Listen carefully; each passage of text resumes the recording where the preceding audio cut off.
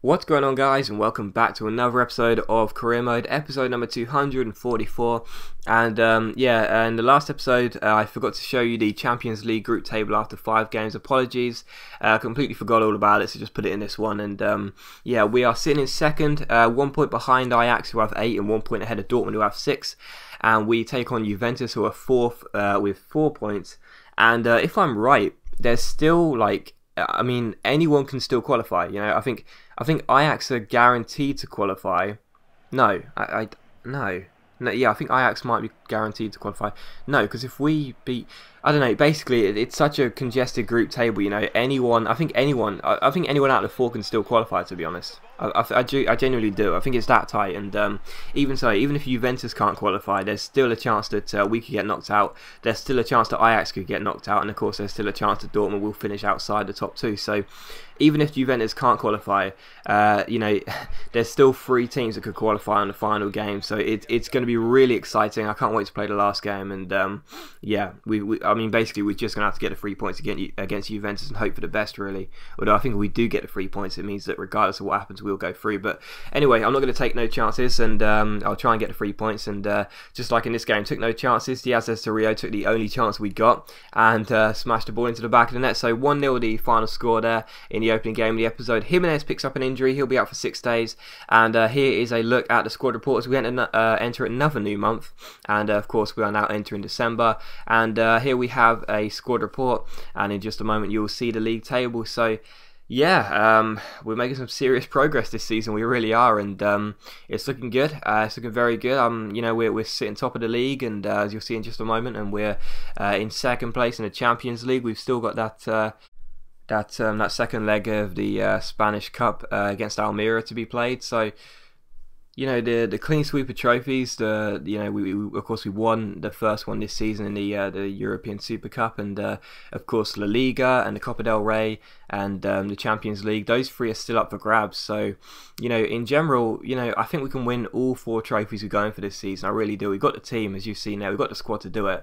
And you know, I think that, you know, I'm not sure whether we can have the undefeated season in all competitions. I should clarify for those that aren't aware, the undefeated season is just a league, okay? It's not every single game we play. I think that would be pretty impossible, but I'd love to try and do it. But we could still probably do that, to be honest. The way we're playing, we could still probably do that. We may be a little bit unconvincing, but we're getting the results. So, you know, the undefeated season in the league is our primary objective, and I think we can do that. So, you know, even so, I still think we can win all the trophies we've got available, and who knows, maybe we can have an undefeated season for every single trophy. I mean, I doubt it, but you know, it only counts in the league, I should say. So even if I lose, like in the Spanish Cup or whatever, it won't matter. The undefeated season will still be on. So that clears that up for those that aren't aware.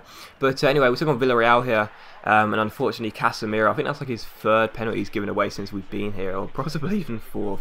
And he injures the player as well, so that was really annoying. Casimiro, very clumsy from our Brazilian defensive midfielder. Quite a few of you have been saying, why don't you sell him and get Richard Gape? Possibly. It's just that, you know, quite a few people have also been saying stop signing old Sunderland players. So I can't please everyone, guys. I'm sorry. I just can't please you all.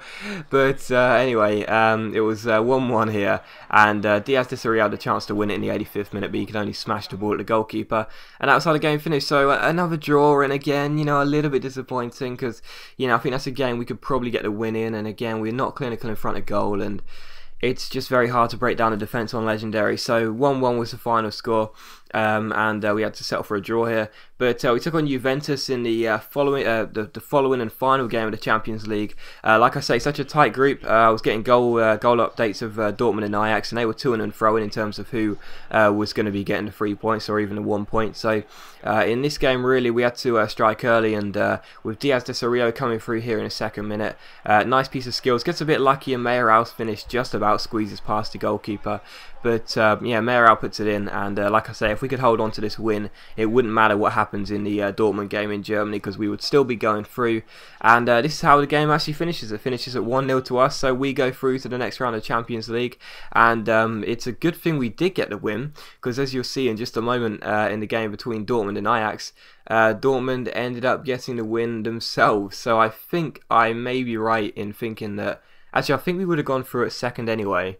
but I'm not sure whether the head-to-head ruling would have taken place. And I think Ajax did better than us on head-to-head, despite the fact we drew both games, didn't we?